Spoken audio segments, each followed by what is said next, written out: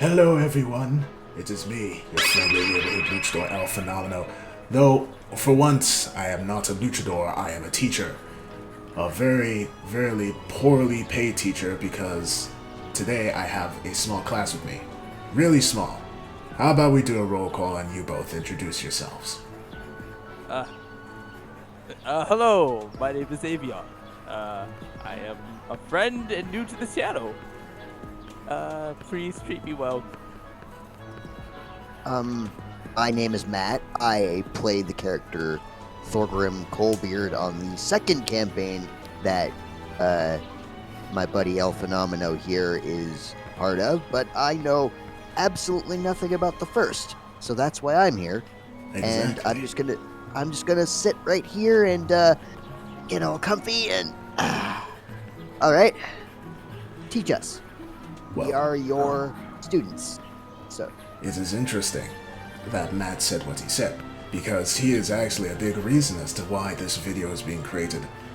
Like he mentioned, Fractured Shards, which is a campaign that both he and I are part of, is a sequel campaign.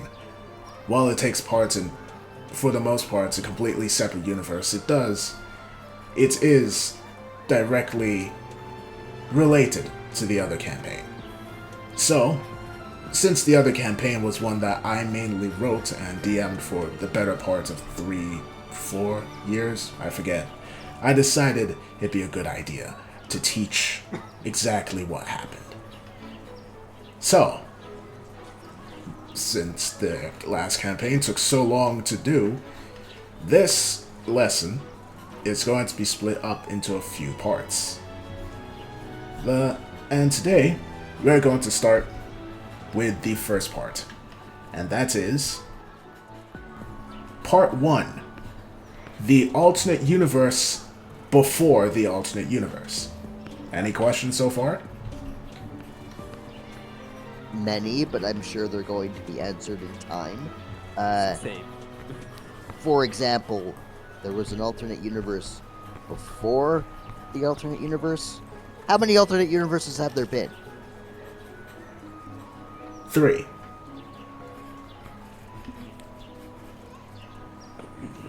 We are in the third. That's a lot. It is. So, Do the alternate universes keep repeating upon themselves infinitely? Are we just stuck in an infinite loop? What's going on? well, allow me to refer you over to this whiteboard here.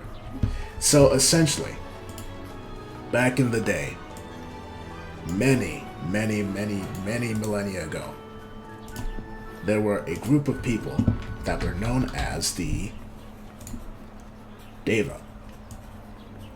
The Deva existed in the universe, which was a precursor to the universe that, well, we originally started in Fractured Shards. The universe was nowhere near similar to ours. Essentially, the universe in Aria's Choice, which was the previous campaign, is very similar to the real-world universe. Planets, stars, solar systems, things like that. It was not the case.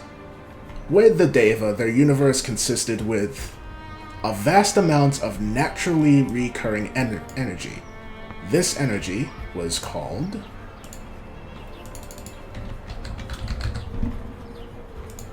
ether. Everything in this universe produced ether, from rocks to animals to the Deva themselves. And this universe consisted of only this energy. The Deva were created of ether. Everything was created of ether. The Deva were unique in that they learned how to properly utilize their ether. Similar to how in Aria's Choice or in Fractured Shards, people can use magic to do a certain number of things, such as, I don't know, throw a fireball or to heal the sick. That is similar to how the Deva use their ether. The difference is, ether is significantly more powerful than magic. I would say, if you were to somehow get a tablespoon of ether and use it to fuel a car, that car would work for the rest of a normal man's life, which would be about 100 years, give or take. It is that potent and that powerful. So, another question, if I may. Yep. So, ether, you would say, is the energy of the planet, correct? Not the planet, the universe. The Deva and everything didn't, well, the way they looked at the universe was the way that you would look at a planet. It's where you live, it is your home. That was just a home to them. A vast expanse of space, filled with energy that they could form with anything they wish. Okay. And I know that we're kind of speeding. Oh, would you like to ask a question first? No, please. Okay. I know that we're speeding ahead a little bit, but if we're using, or if the Deva used magic using the universe's energy, called ether, Yes. then what is the magic comprised of now? Magic? That is speeding up a bit, and I will get to that in the next part of the lesson, but it is very good that you asked that. It is actually linked, sort of, to what I'm about to discuss. So, the Deva, as with anything really, they had their own bad sports, people that decide to use the ether for bad things, to rob, kill, maim, etc., etc. But there were a group of Deva who were, how to put it? They dedicated themselves to protecting Deva that were unable or unwilling to protect themselves. They didn't necessarily have a group name that they called themselves, but they were kind of similar to how you would look at a normal everyday Dungeons & Dragons party. They had a leader known as Pantheon. He was, the closest thing nowadays that you would describe to a paladin. He was incredibly strong, but mainly used his ether to heal and to empower his strikes. Then there was Ioladin, his best friend and confidant. He is what you would consider a sorcerer. Though, aside from that, he was also incredibly curious about what he was able to do with ether. He regularly did experiments into ether to see if he could push its limits, see exactly what he could do with it, and we will get to that a bit later. Then, here's a name that you might recognize. There was a small little child that seemed to just appear and follow them around everywhere, and his name was Obitus. What? I know, you will get to that in a bit. His power was very strange in that he was able to constantly teleport everywhere and summon things from out of the blue. Kind of similar to a really powerful wizard. I can only imagine the chaos that a little wizard baby could create. Oh, he just caused by a lot of teleporting. chaos. Part of the reason why he was with the group is because they were the only ones capable of almost stopping him from wreaking havoc wherever he went. Emphasis on almost. Then there was Lunaris. She was a bit similar to Obitus in that her powers are similar to what you would consider a wizard's nowadays, but she was a lot more creative with her abilities, and she had a wider range of things that she was capable of doing, from affecting people's minds to, well, simple destructive things like throwing a fireball. Though, in her case, a fireball would kind of be akin to throwing a sun, which is why she very rarely did it. But if she did, oh, the other person was in trouble. There was one other person, unfortunately his name is a bit lost, but he was... Actually, I am sorry, there were two other people, but this is the name of one who was lost. Well, not a name. Nobody remembers what his name was, which is very sad because he wanted his name to be remembered the most. He is what we would consider the Bard. He was able to use his ether to influence how he created music. and his shows to everyone that was around. But the final one is Pantheon's younger brother, and his name was Pentagon. He was unique in that he didn't know how to use his ether to do anything. No matter how hard he tried, he just couldn't figure it out. He was just a normal person, by all accounts. A Deva is a bit stronger than a normal person, but compared to you and me, he was the closest one to us. In that case, I have a question. Yes? I know that the Devo are able to properly use their ether, but this isn't a title that was given. It's more of a race of people? Yes. Ah, I see. I imagine them to be like universe-controlling angelic beings. Not exactly angelic, but universe-controlling to a certain extent. It's kind of similar to how you and I, all three of us here, we are able to produce body heat. We can produce carbon dioxide by taking in oxygen. It is simply a biological process.